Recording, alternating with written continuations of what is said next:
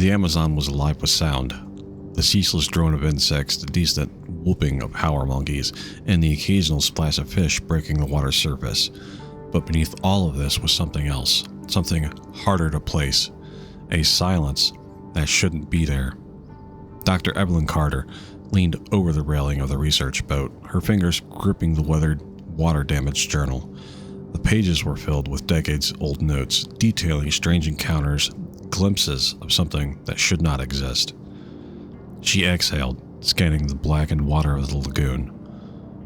The place had a reputation, stories of disappearances, of expeditions that never returned. Legends passed down by the local tribes spoke of a guardian of the water, an ancient being older than man itself. Miguel, her assistant, stood nearby, adjusting his flashlight. "We shouldn't be here," he muttered, the beam of light trembling slightly in his grasp. "This place is bad." Evelyn smirked, flipping through the journal.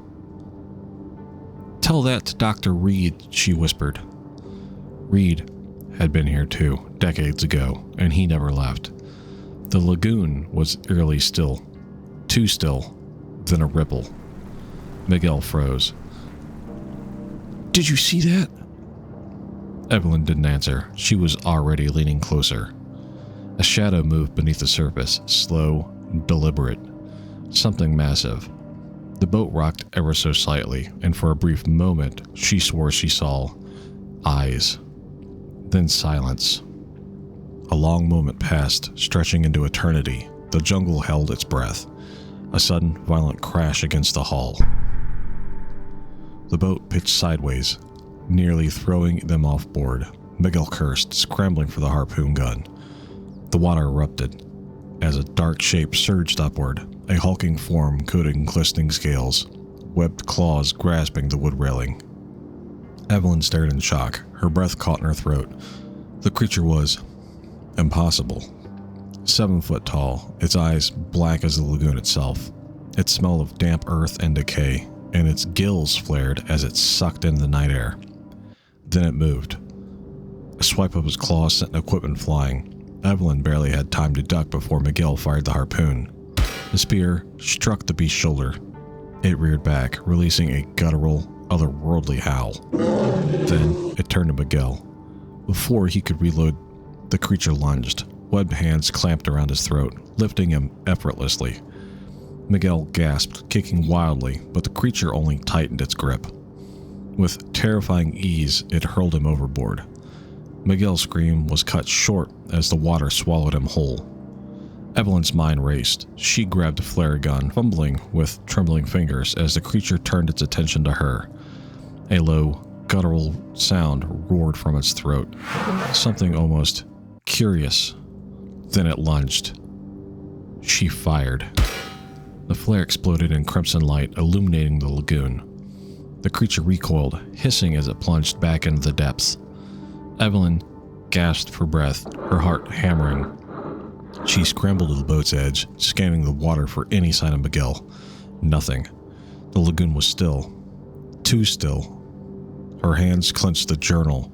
The final entry, written by Dr. Reed's own hand, burned in her mind. It watches. It waits. And it takes. The boat rocked again. She turned sharply, flare gun raised, but the water was empty. Jungle came back to life around her, the insects, the distant howls, as if nothing had happened. But she knew better now. It was gone. It was waiting. And she had to get out.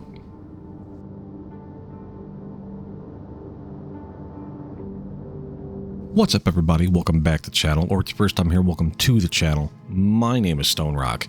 Today, we're going to continue our classic monster movie thing, and we're going to talk about the creature from the Black Lagoon. We're going to talk about the legends that inspired the creature of the Black Lagoon. We're going to dip into other aquatic humanoids from around the world, because that legend all kind of ties into what created the creature of the Black Lagoon. And we're going to talk about a forgotten person that actually made the creature suit, but was kind of passed over for the somebody else took credit for the design, basically. But yeah, we're gonna get into it right now. But if you like what we do here, like, subscribe, leave me a comment down below. Let me know what you think of the episode, and let's get right into it. Deep within the Amazon, a legend lurks beneath the surface of the water, half man, half fish. Something not quite human, not quite beast. A relic of the past, or perhaps something that has never truly left. This is the story of the Creature of the Black Lagoon. Released in 1954, Creature from the Black Lagoon was Universal's first, final, great monster classic, standing alongside Dracula, Frankenstein, and the Wolfman. Directed by Jack Arnold, the film followed a group of scientists who uncovered the existence of a prehistoric amphibian humanoid in the Amazon. But unlike other Universal monsters, this creature wasn't tied to gothic horror. It was something older, something primal, an entity tied to the unknown depths of the world.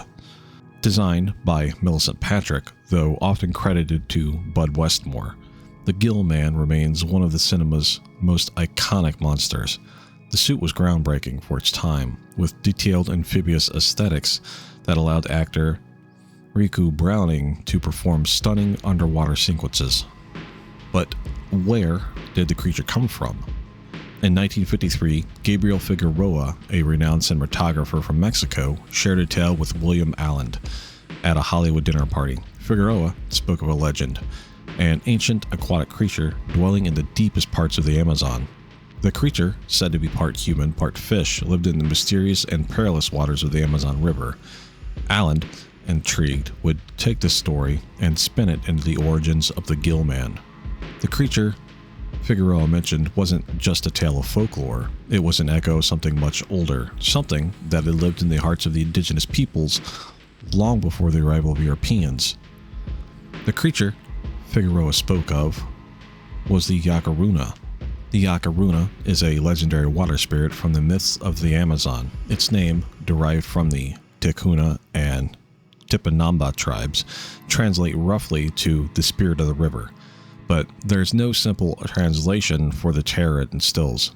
Descriptions vary, but one thing remains clear. The Yakaruna is a creature of the river, both human and otherworldly, capable of moving between the surface and the depths with terrifying ease.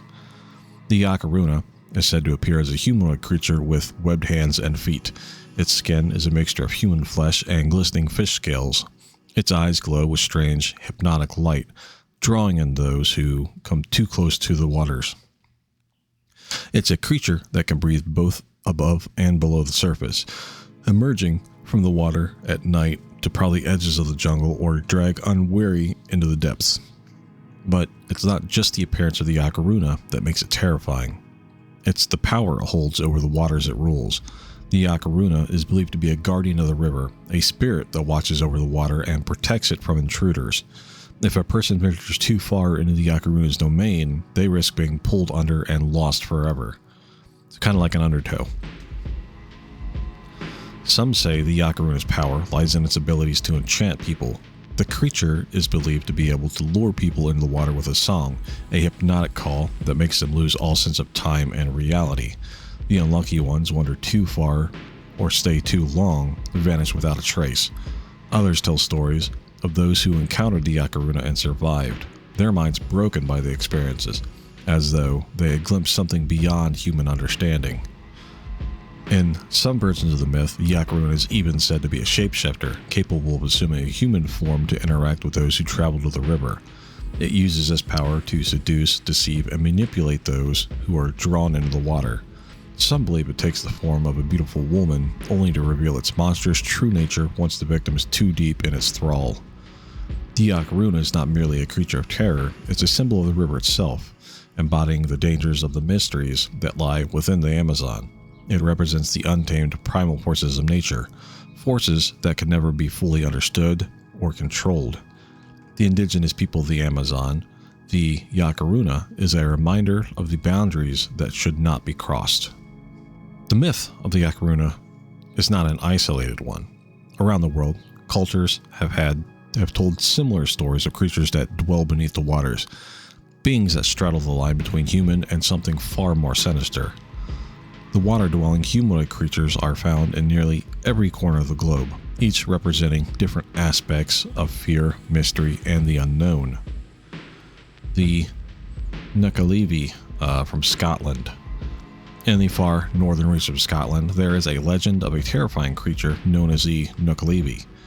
Described as a grotesque blend of human and horse, the Nuckalevy is said to have an upper body of a man and the lower body of a horse, kind of like a centaur, with the skin stretched taut over its exposed muscles. But the true terror lies in its connection to the sea.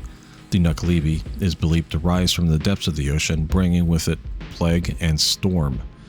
It is said to be immune to the cold, and its breath is capable of decimating crops and causing illness. Much like the Yakaruna, the Nuckalevy is a creature that brings death and destruction, a harbinger of the unpredictable and violent power of nature. It represents the forces that can emerge from deep, uncontrolled waters of the ocean, sweeping everything in its path. The Capri from the Philippines.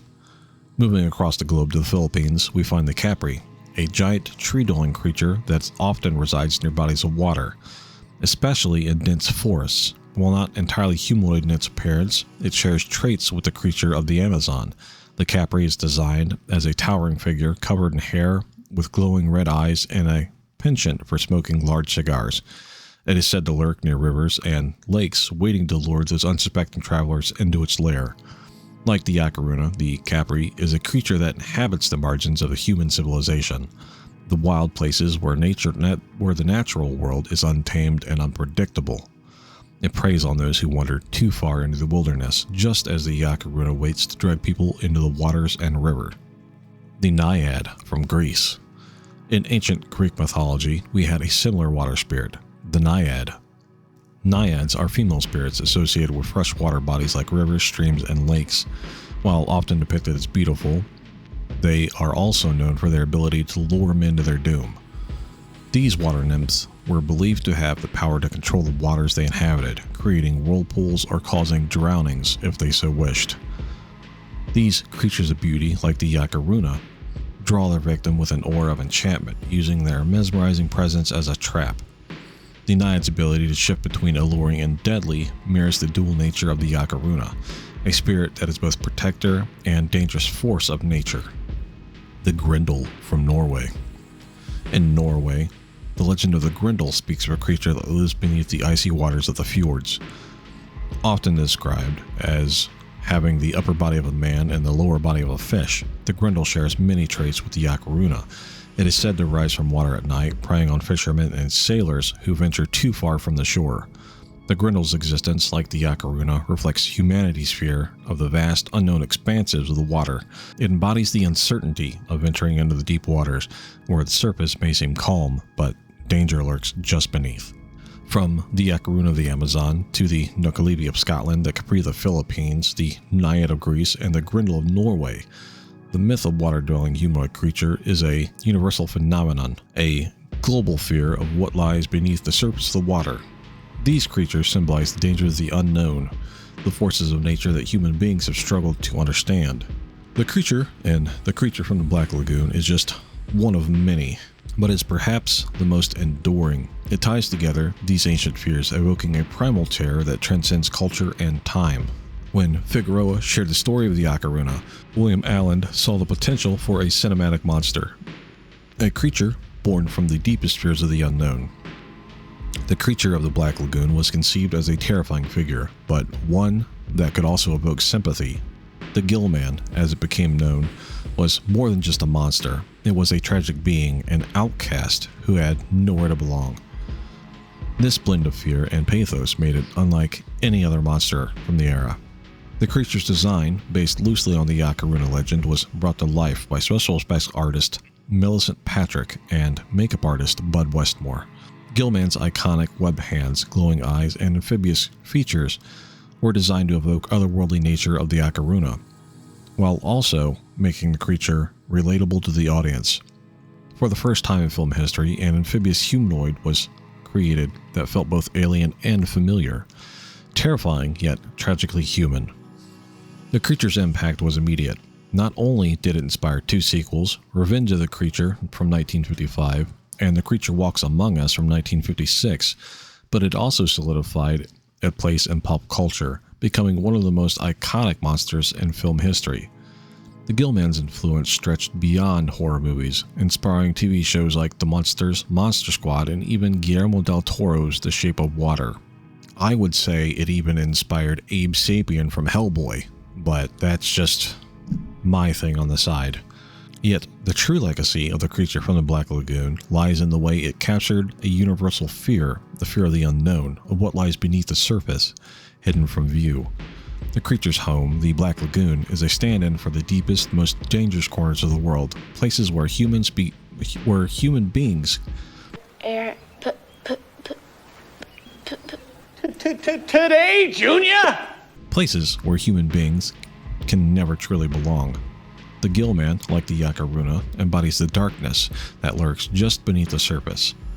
Despite the film's success, the creature story was left unfinished. At the end of The Creature Walks Among Us, the creature was killed. But like the legends, the Yakaruna, the creature's legacy lives on. It is a reminder that some things never die, that there are forces in the world that cannot be controlled, and that the unknown will always remain just beneath the surface. Even today, the Gill-Man's legacy endures. Cryptids and legends of similar aquatic creatures continue to surface in pop culture, echoing the themes and fear, fascination that the creature of the Black Lagoon first brought to the screen. From reports of humanoid sea creatures in Loch Ness to the Mokele-Mbembe in the Congo, the myth of the water-dwelling humanoid is far from gone. So, next time you find yourself near water, perhaps the quiet depths of a swamp or the edge of a dark lagoon, remember that some legends never truly disappear. They wait, they watch, and they bide their time. But anyways, guys, that's going to do it for today. Thank you so much for checking out the video and going on this rabbit hole of the creature of the Black Lagoon with me. And I hope you guys have a nice day. And remember, if you like this video, like, subscribe, leave me a comment down below. Check out the merch shelf if you want any kind of merch. I was thinking about doing merch for these episodes. I don't know how well that would fly, seeing as how, I mean, Frankenstein is, I could do that no problem. There's no, I don't want to say fair use. Public domain. Frankenstein is public domain now, so I could do something with that. I could do a t-shirt with that.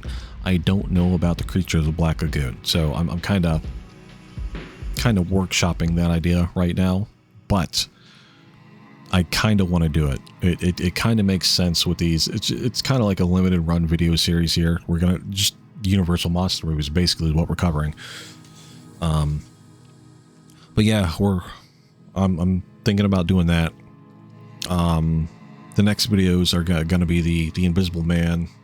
We'll touch on the original, and we'll touch on the newest iteration of that.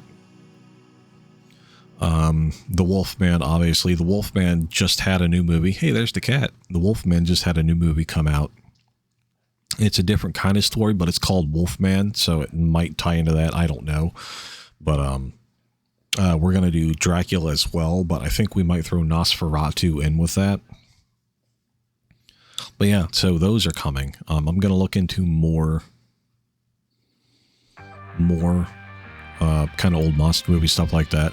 I will say with Dracula, we're probably going to do, we'll go over the story, and then I think we're going to head into Dracula Untold with that. I actually really like Dracula Untold. I think Luke Evans did a pretty good job with that, but yeah, so expect more videos of these guys coming out. But anyways, like, comment, subscribe, check out the merch bar, and I will see you guys next time.